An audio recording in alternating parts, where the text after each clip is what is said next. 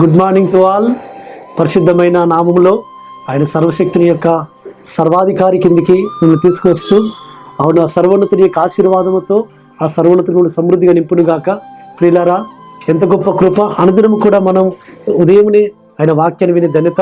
ఈ దినము కూడా అనుదిన కృపలో వస్తున్న లేఖన భాగంలో మనం చూసుకుంటుంటే ఎఫెసీయులకు రాసిన పత్రిక 4వ అధ్యాయము 24వ వచనంలో నీతియు యథార్థమైన భక్తియు గలవారై, కాబట్టి నీతియు యథార్థమైన భక్తి గలవారై మనం ఎలోహిం యొక్క స్వారూపతలోనికి ఆయన పోలికలోనికి మనం మార్చబడడానికి కొరకు మనం ఏం చేయబడాలంటే ఆయన యొక్క నీతిని మనం అనుసరిస్తూ మనం నడుస్తూ ఉండాలి.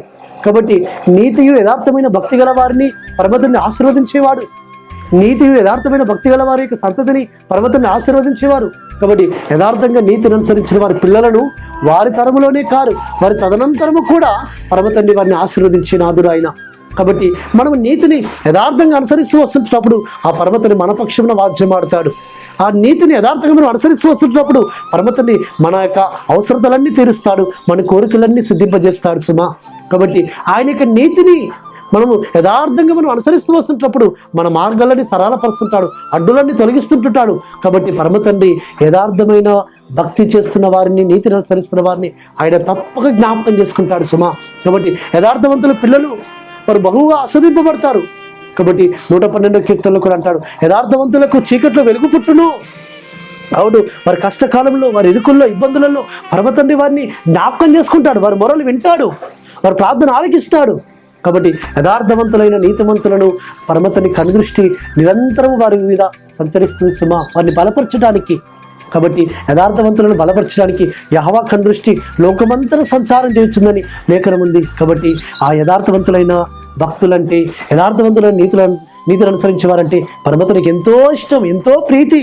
కాబట్టి అందుకే దానియేలును పరమతండ్రి నా బహుప్రియుడు అంటుంటాడు. కాబట్టి బహుప్రియుడుగా నడుచుకున్నాడు, యథార్థంగా నీతిని అనుసరిస్తూ వచ్చాడు. ఎక్కడ బానిసత్వంలో ఉండి కూడా నీతిని యథార్థంగా అనుసరించాడు. కాబట్టి పరమతండ్రి దానియేలు బహుప్రియుడు అంటూ వచ్చాడు. కాబట్టి ఆ విధంగా మనము దానియేలు వలె యథార్థంగా నీతిని అనుసరిస్తాం. పరమతండ్రి మనల్ని కూడా బహుప్రియుడము అని అంటాడు. అట్టి విధంగా మనము కూడా మెప్పు పొందుకుందాం. అట్టి విధంగా పరిశుద్ధాత్మ తండ్రి మనకు సహాయం చేయనుగాక. ప్రార్థన చేసుకుందాం.